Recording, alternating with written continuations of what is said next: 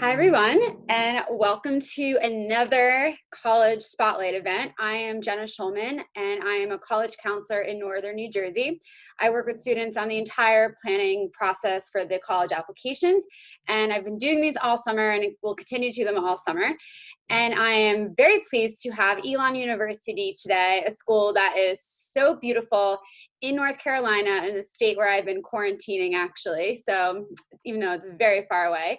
And today I have Ginny, who is the New Jersey admissions counselor and also a 2014 Elon graduate, so not too long ago, and can explain what it's like as a student and then transitioning to working there as a counselor.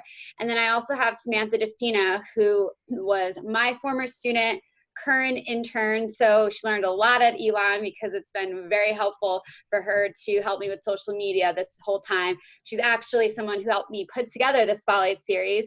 So she just graduated a month ago from Elon, so she can talk about her recent experience and how they've been able to help her with internships and everything like that. And I'm going to monitor the Q&A throughout this whole time. So if you have a question related to admissions for Ginny, or if you have a question related to recent student life for Sam, we will get to them at the end. So Ginny, I'm gonna have you kick it off. Let me give you access to share your screen so we can learn all about Elon. Yeah. Hello, everyone. Thank you guys so much for joining and for popping in to learn a little bit more about Elon. As Jenna said, my name is Ginny Oberle. I'm an Associate Director of Admissions at Elon. I graduated again in 2014 and have stuck around ever since, working with our students from a few different populations across the country. So really excited to be here with you guys. So I'll go through a quick PowerPoint presentation, hitting some of the highlights of our college admissions process, as well as some highlights about the campus. And then I'm an open book, happy to answer any questions that you guys have. So I will go ahead and share my screen and we can get started.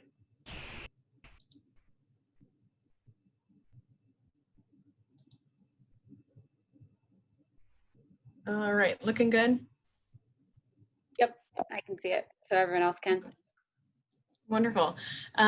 So I'm not sure who has visited campus or been able to visit campus, but we are located, I'm gonna see if I can, I don't know why this now isn't progressing. There we go. We're located in the town of Elon, North Carolina. Can you see, my screens are doing weird things. Can you guys see a map of North Carolina right now? Mm-hmm.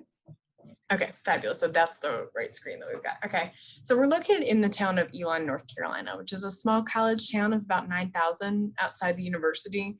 So we have a really good balance of having that quaint college town, local shops and restaurants right off our main campus. But we're really situated in the city of Burlington, North Carolina. And Burlington's got about 50,000 people. So while we've got our cute shops and restaurants and that college town feel, we're also 5 minutes from a Target, Walmart, Best Buy, all that kind of stuff. And we're about 20, 30 minutes from Greensboro and about 45 minutes from the Raleigh-Durham area. So really centrally located in the state. We're about 2.5 hours to the mountains and 3 hours from the beach. So quick weekend getaways for our students, but we're not a suitcase campus by any means. Only 20% of our students are actually from North Carolina. So overwhelming out-of-state population, primarily joining us from Massachusetts, Connecticut, New York, New Jersey, and Pennsylvania. New Jersey finally overtook Massachusetts as our second most represented state, right behind North Carolina. So really strong pull from the Northeast again, but we're also quickly growing in Texas, Illinois, California. Right now, we represent 47 states. 2019 was a really big graduation year for us. So last year, we lost Montana and Arkansas. We'll get those back with this incoming class, but it's North Dakota. That's our holdout. We just cannot seem to get somebody from North Dakota. And then we represent 53 countries as well, so pretty solid international population on top of that. So now I want to transition a little bit to talking about the structure of our curriculum. And the number 4 is pretty consistent across the board. We're on a 4-1-4 academic calendar. So students take 4 courses during their fall semester, 4 courses during their spring semester, and then we have a mini-mester during that month of January called winter term or J term. I'm not sure how many of you are familiar with that concept, but our students love it. I'm sure Sam will talk about it maybe a little later on, because it really is a fabulous way for students to fit that much more into their 4-year experience. So what that means is that our students will end their fall semester mid-December or so. Then you do get 2.5 to 3 weeks off for winter break. Sometimes people think winter term is your winter break, but you do get some time off after that fall semester. And then our students join us that first week of January. And then for the next 3.5 weeks, they're taking 1 3-hour course 5 days a week. You either have class in the mornings or the afternoons. Of course, everyone loves that afternoon option.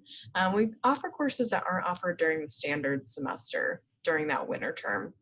So Business of NASCAR is a favorite with our North Carolina students, but we've got Chemistry of Cooking, Kennedy Assassination through Film.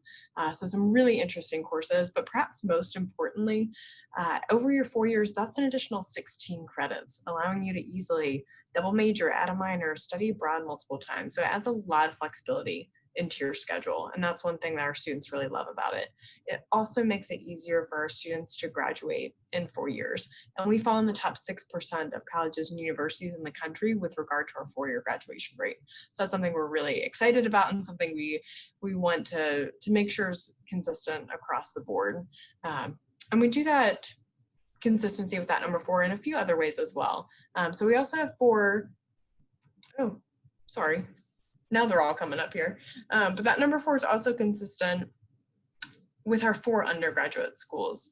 So we have a School of Business, School of Communication, School of Education, and then the College of Arts and Sciences. So they're all fully accredited by the top accreditation or honors program in their field. We do house a Phi Beta Kappa chapter, and that's something we're very proud of as well. So that's the top honors distinction for liberal arts institutions.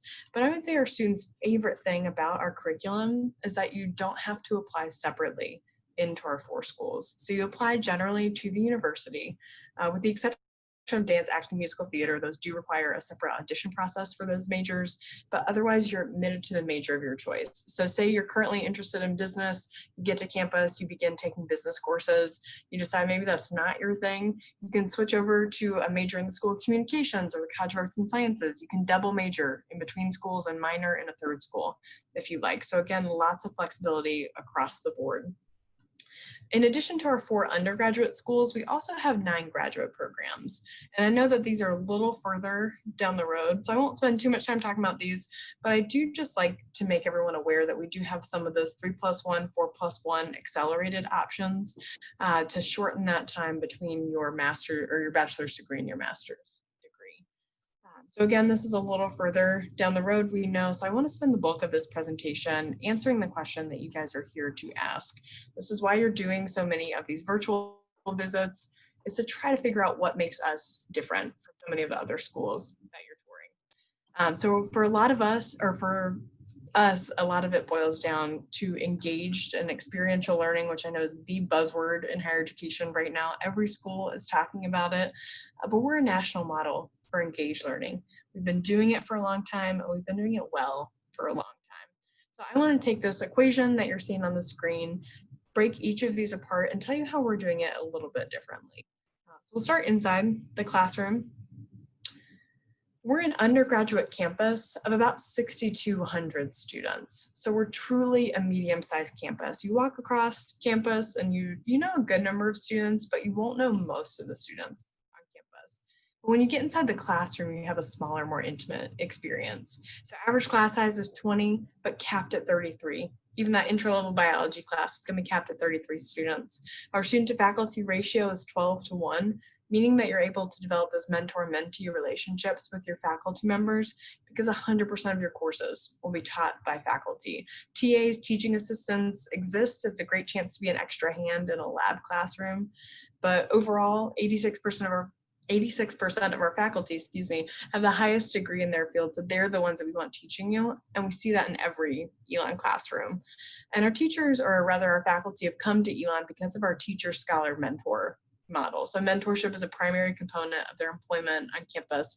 They want to be a part of a student's academic journey. And then finally, we have that engaged and experiential learning piece. And the primary way that that manifests itself for us is through what we call the Elon experiences. This is really our signature program. So these are 5 areas of emphasis for us. Individually, certainly they're not unique to Elon. Most schools are studying abroad now, but what is unique is the degree to which we embed these into our curriculum. So we require our students to complete 2 of the 5 in order to graduate. I'm sure Sam is going to also talk about these in just a little bit because they're less of a requirement, or rather our students don't really see them as a requirement. as much as it is just an institutional focus, there's always conversation about these Elon experiences. So 79% of our students will formally study outside of the country, and an additional 12% will go to one of our Study USA centers. So we have Elon centers abroad in London, Florence, Shanghai, and one in New Zealand as well. And then we also have some domestic study abroad centers. I mentioned Study USA in Washington, D.C., New York City, San Francisco, and Los Angeles. So really neat opportunities to study in those locations with Elon faculty, but we send students around the world to a variety of different institutions. University of the Sunshine Coast in Australia is really popular, St. Andrews in Scotland. So we really want to make study abroad a possibility for as many students as possible, regardless of your major, regardless of your other things going on campus. So all of our Division I student athletes will study abroad. Our students in some of those stratified majors where you have to take a hierarchical course set, like education and pre-med, those students can also study abroad. We want to make it possible across the board. So 89% of our students will complete an internship by the time they graduate, and we'll come back to internships in just a couple slides. 23% of our students will do 2+ years of a faculty mentored undergraduate research project. It's really important how we define research. It's not a capstone project. It's not a semester long experience. These students are working with a mentor for an extended period of time. They're presenting at conferences on campus, nationally, internationally. They're submitting manuscripts for publications. It's really neat to be a liberal arts institution that values research at the level that we do. The overwhelming majority of our students will complete service, and then just under 50% will hold a leadership position on campus. But why do we choose these 5 things? Generally speaking, students are more successful. So research shows that students are more successful when they complete just one of these 5. You're more likely to get a job, enjoy that job, and be able to think more holistically about your long-term career goals. When you complete just one of these, you're also more likely to graduate in 4 years. So really important that we've embedded these experiences into the Elon curriculum. But in addition to the co-curricular experiences that the Elon experiences represent, we also want you to do things that you're just excited about. So one way, of course, to do that is to be a spectator at or participant in our D1 athletic programs. So another good way we've got to balance, we're a medium-sized school, small class sizes, still a D1 athletic program. And we're in the CAA, so we play at William & Mary, College of Charleston, Drexel Hofstra, Northeastern, great schools, great programs. We're supposed to host the CAA women's basketball tournament this year, and then 2 minutes to tip off, that's when everything shut down, which we were pretty disappointed about. But we kind of anticipated that the ACC tournament in Greensboro was shut down just a couple minutes before we were. So tough stuff, but we're really excited to be able to host it again next year. So great stuff out of our athletics program. And like most schools our size, you know your athletes, you have class with your athletes, you may live with your athletes. So it gives a whole new meaning to cheering them on at our sporting events. But in addition to athletics, of course, we have so many other ways to be involved on campus. So a long list of student organizations. Hopefully this is scrolling. Sometimes it doesn't scroll very well, but hopefully you're seeing the list scrolling up and it scrolls pretty quickly. But this list ranges from Greek life, religious life, academic clubs and organizations, service groups, a cappella groups, real pitch perfectly. We've got 6 a cappella groups for 6,000 students. It's an aggressive amount of a cappella music, but our students love it. It's very college, so great things across the board here. And now I want to transition to that last piece of the equation that we talked about earlier. So outcomes. I mentioned we come back to internships. 89% of our students, again, will complete an internship by the time that they graduate. This is by no means a comprehensive list of our corporate partners, but these are some of our top corporate partners. So places where we are consistently sending students for job and internship opportunities. I promise we did not just find that one random student who got a job at Amazon. These are consistent employers for us. And this list is generated from the great work of our Student Professional Development Center. This is our really long name for career services, basically. But they travel extensively to make sure that students not only have job and internship opportunities, but have them where they want them. So despite our location in North Carolina, our top internship cities are Boston, New York City, Washington, D.C., Chicago, and Los Angeles. It's also where a lot of our students will end up after graduation by no coincidence, because we know that this number here leads to these next numbers. So we, like every school in the least creepy way possible, will track our students after graduation. And at the 9-month mark, 94% of our students were employed or enrolled in graduate school. Some industries, especially advertising, require post-grad internship. And then we are also a top producer of Fulbright scholars, as well as Peace Corps and AmeriCorps volunteers. My best recommendation, as you guys are doing so many of these virtual sessions, or hopefully at some point we'll be able to open up campus visits to a larger number of people, every school has a post-grad number, right? Every school is talking about this number here, but there's no standard for what that number has to include. So sometimes it's people who have applied to a job. So my best recommendation, ask admissions counselors what is included in that post-grad number, because it's really important that it's pretty narrow. We just took out intentional traveling last year because we thought this was a little more reflective of true professional outcomes. So we like this first number because we've narrowed it down so specifically, but I like the second number even more. So of those who said they were employed, 95% said that their job had to do with their career objective. So our students aren't just getting a job, they're getting the job that they want in the industry that they want to be in. That speaks to lots of different things, but certainly quality of education, as well as return on the investment, which is the number one conversation we have with people every year. So our tuition, room, board fees, everything altogether sits about $10,000 to $15,000 less expensive than other top 35 private schools. We're very proud to be a Kiplinger Best Value institution, but less expensive by no means negates the investment that college is for so many families.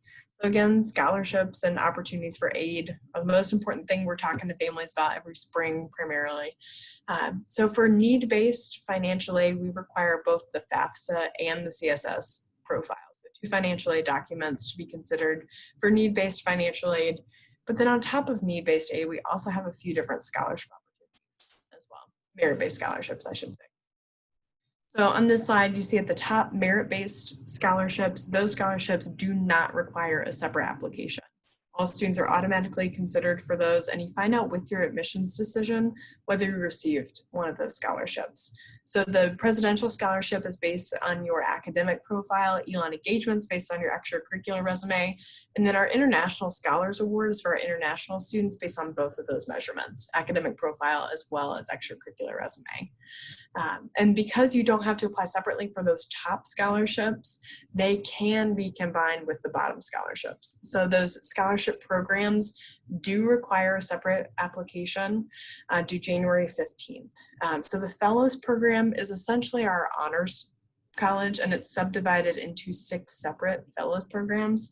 So we have one for each of our 4 schools. So you might be interested in our business fellows, communication fellows, teaching fellows, or Elon College fellows programs. But then we also have some non-major based programs in our honors and leadership fellows programs. So those are 4-year honors experiences. There are different requirements for each of those. If an honors experience at all sounds interesting to you, I highly recommend going onto our website and checking out what's included and what's involved in each of those 6 programs. So while Fellows is a 4-year honors program, Scholars is a 2-year honors program. But the scholarship extends for 4 years, which is the most important part. And they're in very specific subject areas. To be honest, I don't totally understand, but we've got one for pre-health, pre-law, one called Change Makers, one specifically for students interested in sports broadcasting, which just seems very narrow, but a great option for students who are interested in that. So another good thing to keep in mind if you're looking for some of those honors programs. The Odyssey program is our largest scholarship opportunity on campus and is primarily based on demonstrated financial need. So it's our largest need-based scholarship. And then finally, we have the Accelerated Pathways program for students interested in physician assistant studies or physical therapy as a long-term professional goal. So this is one of those accelerated options. You apply for this program your senior year of high school, and then you'll wrap up your undergraduate curriculum in 3.5 years. And then provided you've met a series of benchmarks over those 3.5 years, then you would matriculate into our graduate programs in either PA or PT. So all good things to keep in mind. Again, those programs do require a separate application. Speaking of applications, the last piece of this presentation is probably the most pertinent for a lot of you all. So application process. There are 3 ways to apply to Elon now. Last year we joined the Common App, and predictably 95% of our applications came in through the Common App. So whatever's easiest for you, there's no preference for which way you decide to apply to Elon. The only benefit to the Elon application is if for some reason you have a tech issue, you can just email us and we can handle it on the back end rather than having to go through the Common App or the Coalition or something along those lines. It's a good thing to keep in mind.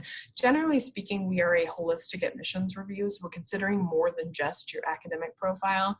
But that being said, your academic profile and these mid-ranges up on the screen here account for what we'd say is about 75% of the admissions process. So there's no secret formula, but in terms of what carries the most weight, it will be your academic profile. We first and foremost want to make sure that our students will be academically successful on campus.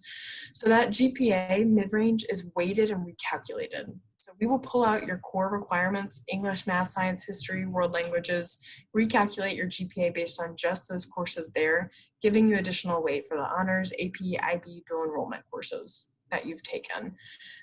You all may have seen on our social media platforms that we, like so many other schools this year, have moved test optional, which we are thrilled about. We've been talking about it for a long time, and this finally gave us that push to make that pretty easy transition.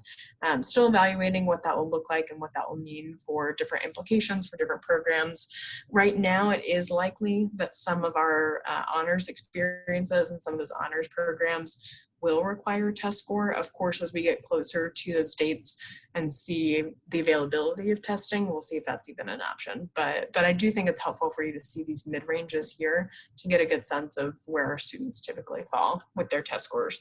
But there will be no penalty if you don't submit a score. If you do have a score that you think is reflective of your academic ability and you think it can support your application, then it's great to submit it, but again, no penalty if you decide not to.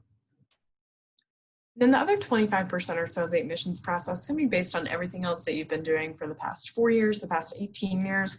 Great time to brag about yourself. And that extracurricular resume is really going to give us a sense of who you're going to be on our campus. And that's also something that we're looking for within that essay. We want to know a little bit more about you, and your essay is really the most extensive opportunity for us to hear your voice come through on an application. We're also, with that essay, looking to make sure that you're writing on a collegiate level. We're a campus that writes a lot, regardless of your major. It is a critical professional skill for you to have. So we want to make sure we're graduating strong writers.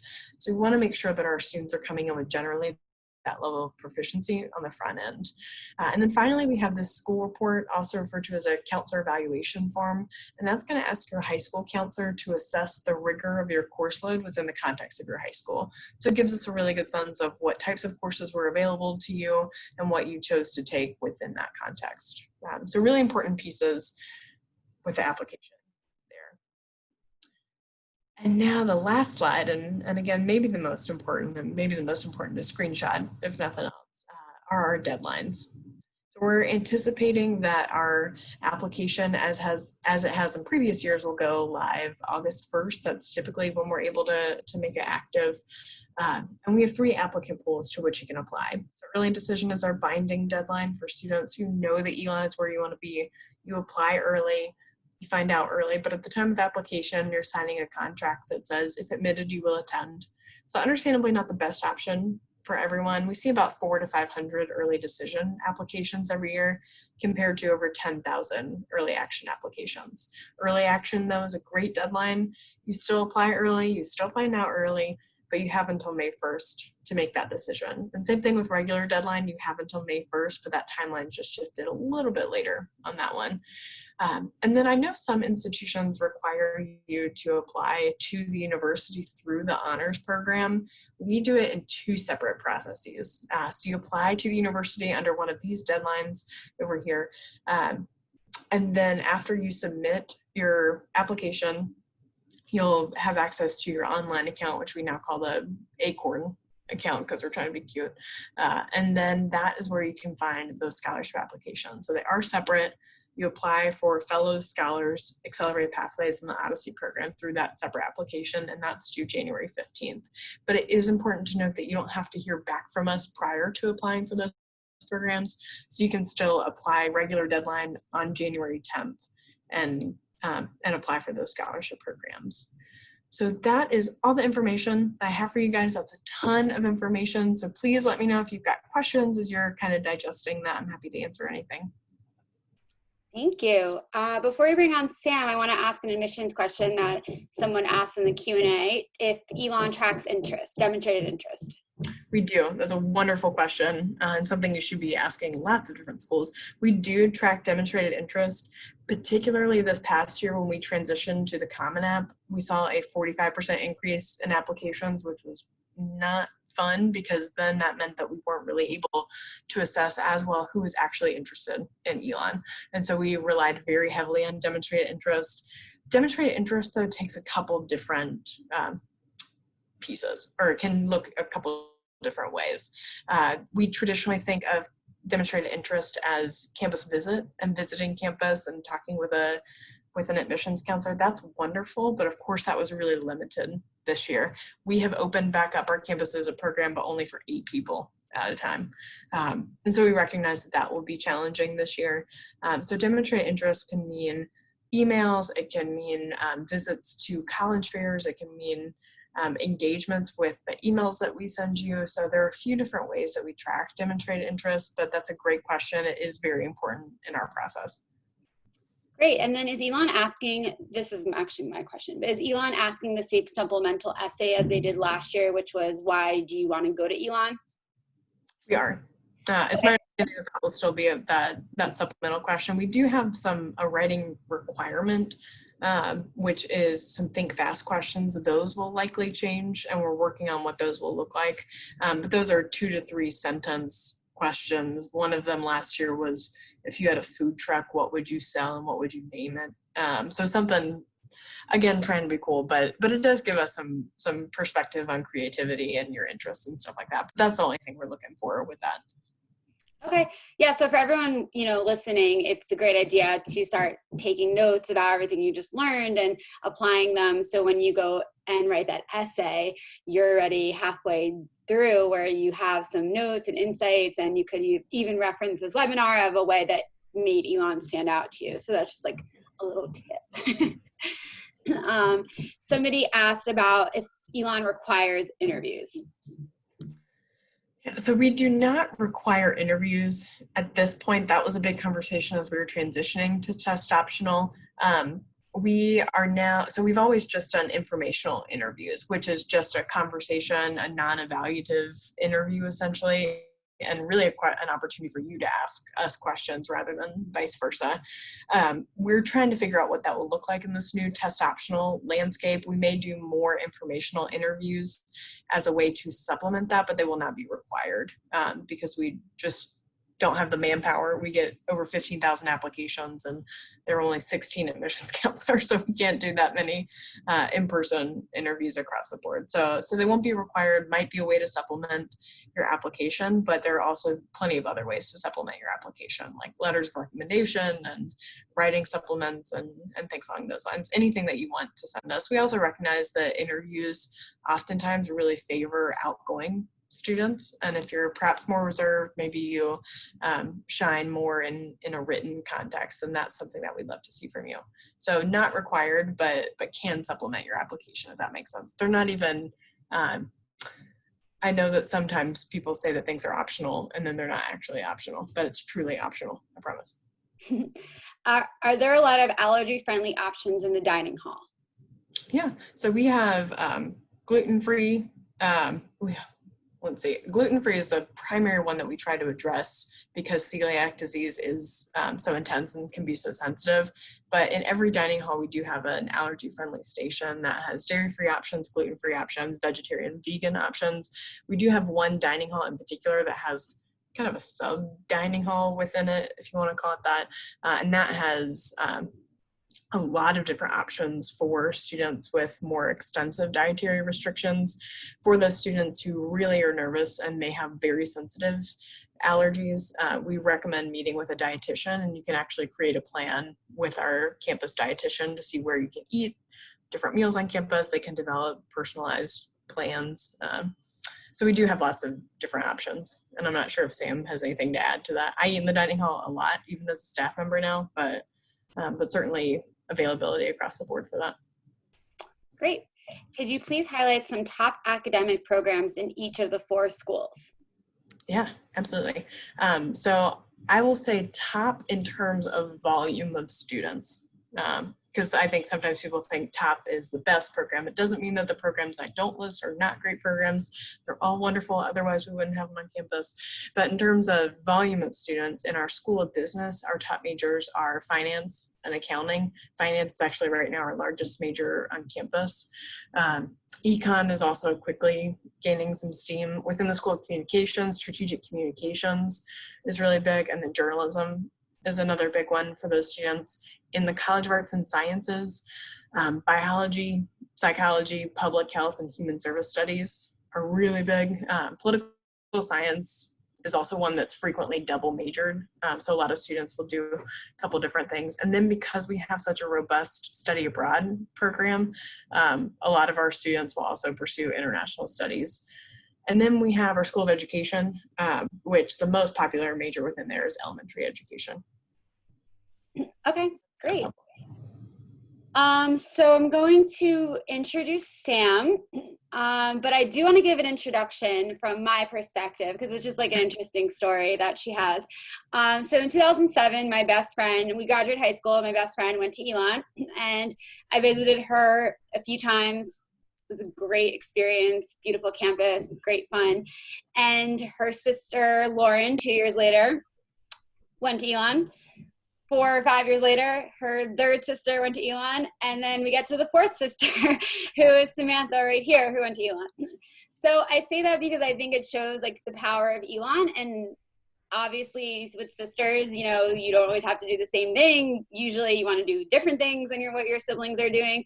So I think it shows that how powerful the connection that they all made and how much they all loved it and how much they really just like the school made an impact on them. My friend Christine married an Elon person, so her husband and Christine are all hang out with the Elon crew in New York City. So you know, it's a really magical school for that reason. And I worked with Samantha advising her 5 or so years ago, 4 years ago, and stayed in touch with her. Obviously, we're very close family friends, and she just graduated for me. And because of the job market, what's going on right now, I have taken her in and you know, she's been helping me with social media, website design, putting this program together. And quite often she'll say, oh, I know how to do this, I learned that in my communications class. So I've never taken a class at Elon, but it seems like you guys are doing a good job because she seems to have learned a lot, and it's been useful in helping me with my work. So I'll have Sam introduce herself, tell you a little bit about where she's from, her major at Elon. She's wearing an Elon sweatshirt, if you can't see. So without further ado, Sam, do you want to just give you a little background of who you are, where you're from, and what you've done at Elon for 4 years? Yes.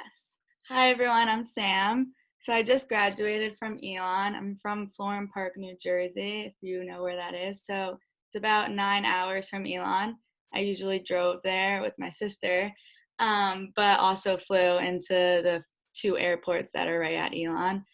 So there's those 2 options. And I was a strategic communications major with a minor in business administration, but I actually went into Elon undecided. And with like the Elon core curriculum, you're able to do that because you can start with those classes and it's not a big deal at all if you're not sure what you want to do. So I did that, and then I quickly decided I wanted to do communications because the communication school is very good there, and it was just redone, and they're very organized and very efficient with what with like the academic advisors and all of that. So I decided that I wanted to do that, and I wasn't behind at all, even though I went in undecided, which was good. My advisor was really, really helpful in that aspect. So yeah, that's a little bit about me. And then my older sister was there with me at the same time. So she was 2 years older, and we all actually studied abroad in Florence. We all did the same location, but that's a big aspect of being an Elon student. Everyone I know studied abroad. If you don't, or if you can't, it's not a big deal. but it's like part of the core curriculum, and it's a certain requirement to do. So a lot of people do it, and there's a school in Florence that I actually studied at. So it was like an Elon professor traveled with us, and I got to do that for a full semester with probably 80 other Elon students. It's a really big program in Florence. And that was a really amazing experience, and I'm glad I got to do that before all of this craziness. But yeah, what else should I add, What kind Jen? of clubs and activities? Oh, yes. So I did this club called Girls in Motion that my family friend actually started there. That was like mentoring fifth grade girls, and I would do that once a week. So that's a way to get involved and meet other people who also were doing that. And it was in the fall. So I did that every fall. I also was in a sorority. Greek life is really big at Elon. I would say like a large percentage of students are in Greek life, and that is a fun atmosphere to be involved in, and how I made pretty much all of my friends. And like my sisters, we were also all in the same one. So yeah, that's a big aspect of being at Elon, and meeting a lot of people. I know my friends were also in fellows programs, which is like the honors program, like Ginny said. My one friend was a business fellow, and that's a way to get scholarships and meet like a big group of people. And she stayed friends with them all 4 years, and would always hang out with them. That was like her group of students that she did schoolwork with and actually hung out with outside of school. So she had that, and if you want to make friends that way, it's a good way to go into Elon, if you know what you want to do and you apply to that fellows program. Like there's communications and business and all different ones. But yeah, and then in the communication school itself, you can be involved in like the film aspect and do the talk shows. And there's all different clubs like that that you could do just in the comm school. They have so many different opportunities to get involved in. Newspaper and the pendulum, it's called, things like that. And there's the Elon News Network, which is the online magazine. So there's like a bunch of different clubs you can get involved in. Percentage of students in Greek life, someone asked.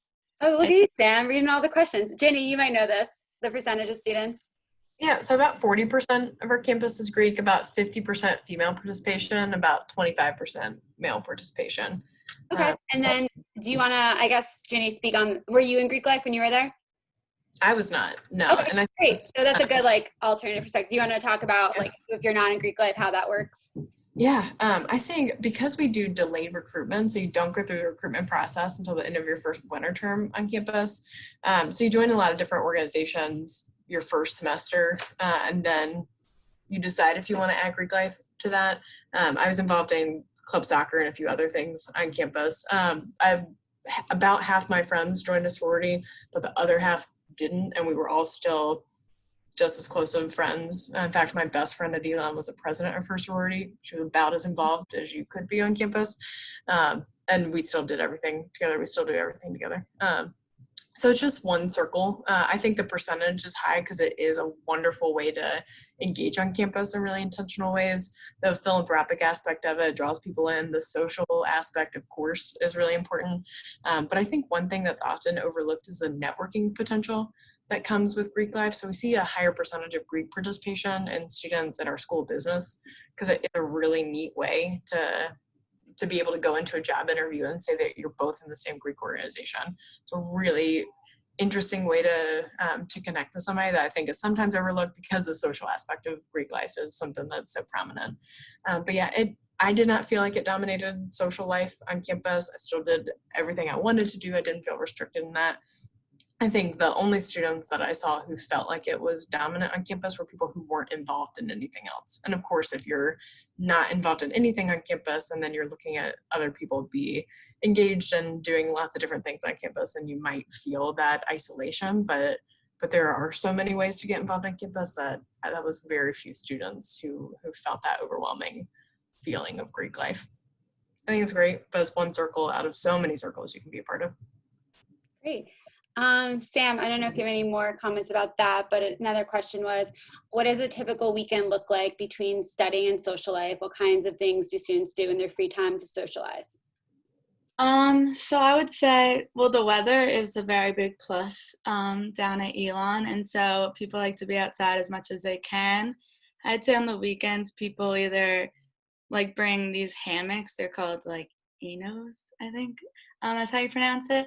And they would set those up by the lake, the big lake on campus, and people would hang out there and read and just be outside, picnic. People also like to just hang out outside on the weekends with their friends. And regards to studying and social life balance, I think there's just like any school, like some people do all their work before the weekend hits, or some people save that till Sunday, whatever your work ethic is. But it always got done before the start of the week. There's always time for that. Um, but yeah, mostly just like going out to the cute restaurants in like the area and just being outside as much as we can, which is every weekend. So Great. How would you describe the Elon student? I guess I can ask both of you. Sam, you can start. there's definitely more girls at Elon. Typical Elon student, I think Elon is very big on volunteering and all of it, getting like, yeah, just getting really involved and stuff. So I think the majority of Elon students like get involved in a lot of different things, especially as a freshman, to see what they like. So definitely like driven and I think like multifaceted would be a typical Elon student. It's a good one. Yeah. Jenny? Yeah, I would totally agree with that. I think we do really, really well with that A-B+ student that may have been overlooked because they weren't top 5% of their class, but they're still really smart, really driven, as Sam said, because we put them in an environment where they are going to be forced to kind of get outside of that bubble a little bit and be maybe that person that's speaking out in class more than they would have in a high school setting. So I think we do really wonderful with that demographic of academic student. And then we're a campus, again, that's engaged in a lot of things. Our location in North Carolina offers just a ton. So Elon Outdoors is a really active organization. You can go to the beach really easily with your friends. As Sam said, you can be outside so much. And so we do a lot with the area that surrounds us. But we are a suburban campus, right? We're not in an urban area. So that means that we create a lot of opportunity on campus for students to engage with student organizations. There are concerts and things like that that are happening all the time. And so, again, going back to that point of how the situation where Greek life might feel dominant if you're not being involved, I think that's true really of any student. If you're going to come to a campus that's generally involved and engaged and you're going to see a lot of student involvement, then not being involved might feel a little bit different. So the reverse of that is, of course, we're a campus that's engaged in a lot of things. So academically, A-B+ student, but students who are ready to dive right in to a lot of different things. Great. Jenny, can you talk about the leadership program and some elements of that? Yeah, I'm assuming maybe the Leadership Fellows program, but we do, like so many campuses, have so many different ways to be involved in leadership on campus. So you can be a leadership fellow, which is really a more intentional way to be a part of it. You're a part of this program from your first semester on campus, and then they kind of help guide you through this leadership process. It ends with a culminating leadership legacy project. An example of that is one person identified that there are people who take driver's ed classes and they're just driving around aimlessly, and there are restaurants that have leftover food to donate to different places. So they basically created a way for local restaurants to coordinate with food banks and have student drivers drive around and practice driving to a food bank location. So that was a leadership legacy project. Our Spanish center on campus, El Centro de Español, was a leadership legacy project. So that's a little bit about the fellows program. You can get ELR, or the Elon Experiences credit, if you're just a leader on campus. If you hold a leadership position and then you fill out a little journal entry, you can get credit for that. Or you can also essentially receive a leadership certification by doing our leadership program. It's a self-paced 4-tiered leadership program that you can be a part of. So there's a few different iterations of leadership at Elon, and you don't have to be a part of the fellows program to be a part of it. You can just pursue it on your own. Okay. I don't see any more questions, but I have some to ask. Sam, can you explain, people can't come down and see this school right now, unfortunately, because of the pandemic. So I guess could you explain a little bit, like give a visual as best possible of what the campus looks like, what the surrounding area looks like? I know we have a lot of New Jersey people, not all New Jersey, but maybe you can compare it to a town and that you're familiar with. Just Yeah. like set this tone.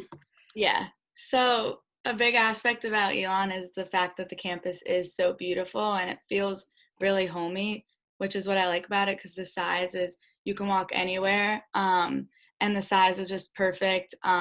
It's a medium-sized school, so the classes aren't too big. You can walk to all of them. I think there's a lot of fountains, and the landscape is a big aspect of Elon. So like it's considered a botanical garden, actually. So there's flowers everywhere all the time and always people working on the landscape. There's like the brick paths everywhere that all lead together for the walking paths. All the buildings look very much the same, which makes it very like homey that way. So they're all like brick, older looking buildings that are also like new looking at the same time, if you know what I mean. What else? What about like the surrounding area, I guess? It's also like the roads are just very like small around Elon. So like when you're driving through it, like it feels like you're just in Elon. And then the surrounding areas like Burlington, I would say is more like a highway. If anyone knows East Hanover or Parsippany in New Jersey, I think it's like that. Like there's like every type of fast food place. There's like Home Goods, Target, like it's very collegey in that aspect. And so you could get anything you want on that street. And so that's like the busy highway, like 10 minutes, 15 minutes away, where you can go and get Dunkin' Donuts or anything you want there. And then if you want the quiet, like homey aspect, you go into the small town of Elon. And I lived off campus junior and senior year, and even that was a walk to class, which I liked. You could drive if you wanted to. There's not that much parking, and so I like to walk because it is such a beautiful town to be in. So yeah, it's just the small downtown Elon, they call it, and it's the few shops, coffee shops, the restaurants. That's considered downtown Elon. It's next to the comm school. And so students go there to eat and study and get coffee. But yeah, it's a very small, homey town. Great. Ginny, are you allowed to have a car on campus? Caitlin asked. Yeah, so you can have a car on campus all 4 years. Sam, you might have to correct me on this. It's normally $160 the whole year, which is cheaper than my high school. Yeah. And then it's cut in half if you have to move your car for game day parking, which is like 4 football games a year, and it's down to $80. So it's really nice. Your parking is also done based on your dorm, so you're not in satellite parking somewhere else. You don't have to take a bus to get to your car. It's just right outside your dorm. So it's awesome. And about 50% of our students, no, actually we got the actual number recently, 38% of our students will have a car on campus. So it's not necessary. We normally see students within a 5-hour radius will have a car because they're the ones driving home for breaks. And I guess Jersey's kind of right on that board. It's definitely drivable, but it's a long drive. So you don't need one. You don't have to have one. Sam, did you have one? I only had one junior and senior year. It's definitely not necessary. And there's also a bio bus, which can take you also to Target, but anywhere like around campus, if you consider where you live like far, they can pick you up and drive you to class. But it's definitely not necessary, which is good. Great. We have 3 questions in a row about housing, and they're kind of all the same. What percentage of students live on campus? Yes, about 68% of our students will live on campus at any given time. So sometimes a student will live on campus their first and second year, move off their junior year, move back on their senior year. Okay. Is housing guaranteed? Probably they're asking all 4 years. Yeah, so it's guaranteed for your first 2 years, and you have to live on campus for your first 2 years. We do have a lot of upperclassmen options. Some students choose to move off campus because it's less expensive, to be honest, but we do have a lot of upperclassmen housing to be able to accommodate almost everybody who wants to live on campus, but we just can't guarantee it because we don't have total capacity for our upperclassmen students. Good. Sam, do you want to talk about the housing and what you did for your 4 years and the food? So freshman year, I lived in my top choice, which is Carolina in the historic neighborhood. So that's the older neighborhood, and it was an all-girls dorm, which I wanted to live in, so I was very happy about that. And historic neighborhood is just like, it's the older side of campus, and it's a lot of people like to live there because a lot of the classes are right there. So I would wake up and walk like 2 minutes to class, and it just had like a more collegey feel to me than the other the other dorms are really nice, so that's why people like those, but they're more like upscale, so I wanted like more of the college dorm, and that's why I wanted Carolina. So it depends on what you like, but all around the housing at Elon is really nice, and my dorm was really big for a freshman year dorm, and they just added more stuff, so now historic has like its own area where people can study in and eat in, so we didn't have that back then, but they have that now. And then that's where like a lot of the dining halls are and things like that. So historic neighborhood was personally my favorite as compared to like colonnades and the other side, but up to what your preference is. Um, and then the food also was really good. There's 3 dining halls, I believe, and there's like +7 where you can do swipes and you get a certain amount per week. There's different options like that. So anywhere from like you can get pizza to Asian food. There's a lot of different options. Now there's like a smoothie bar. So that's all included if you get this, which I think you're required to get as a freshman and sophomore if you live on campus, or any year you live on campus, I think. But yeah, so there's really great options in that aspect. And yeah, I ate And there then a lot. what about when you lived off campus? How was that? So off campus, I didn't have a meal plan after sophomore year, but anytime someone would swipe me, I would take them up on the offer. So I would cook a lot or go to the places around there. You can do Phoenix Cash, which is like the Elon ID card, and you can put money on that, like as if it's a debit card, and places take that cash, that the surrounding restaurants take that. So you can do that if you want. But I mostly cooked in my apartment. But anywhere you want to go right there is less than like a 3-minute drive. So there's a lot of options. Great. Taking final questions in the last 5 minutes. I guess, Ginny, if you want to conclude maybe on any last minute advice or insight or anything like that.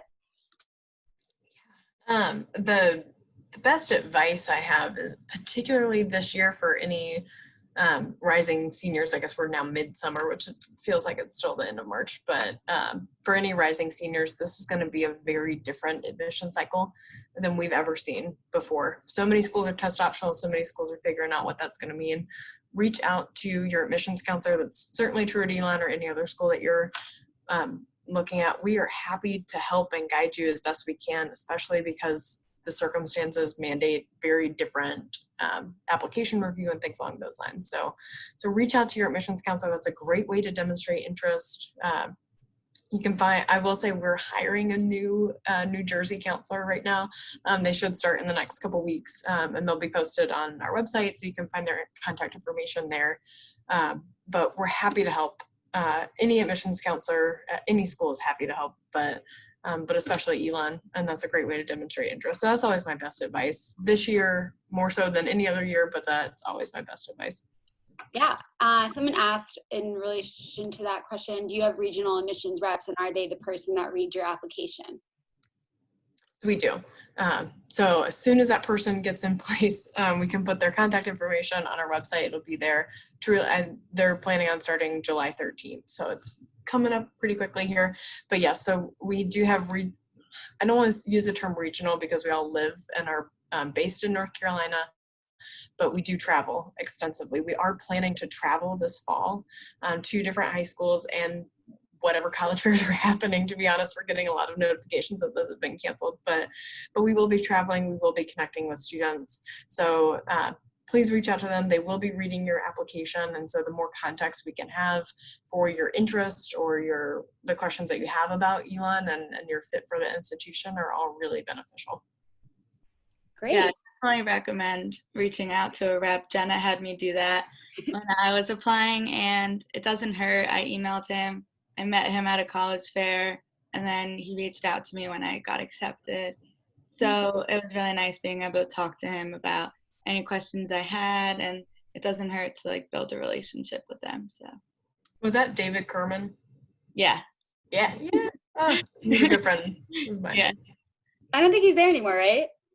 Yeah, he's now he works for NYU Shanghai, so very different than Elon. Oh, that is very different.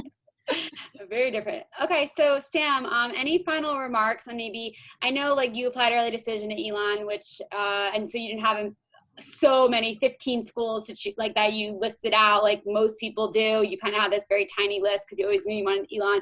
But I guess like what made you pick Elon, and why would someone pick Elon over some of their other larger options, smaller options? What makes Elon so special, to wrap it up? So I think that if you're looking for a school that's centered so much on learning and student-faculty relationships, Elon is a good place, because I did have really good relationships with my professors and my advisor, because like she said, it's a 12-to-1 student-faculty ratio in the class.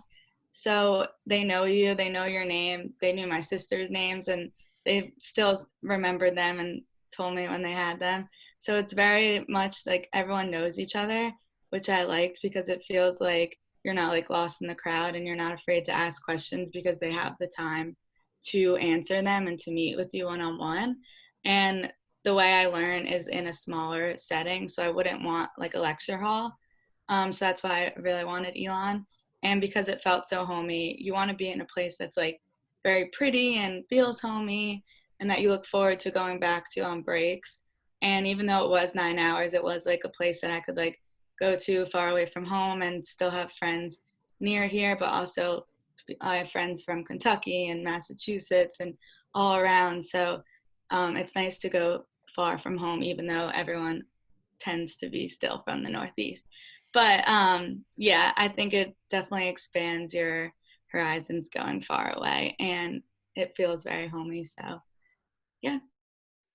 Great. Well, I know, Ginny, you guys are hiring a counselor, so maybe you can hire Sam with that. I don't know if you want to move back down to North Carolina, Sam, but you could be the New Jersey rep. That was really awesome. So thank you. And just a quick plug for any future colleges that we are spotlighting. Sam made this flyer, so thank you, Sam. We're about a third of the way through for the summer, so we have after the 4th Ohio State, and then all the rest after here. So thank you both Ginny and Samantha for being a part of this today, and go Elon. Have a great 4th of July, everybody. Bye, guys. Thank you. Bye.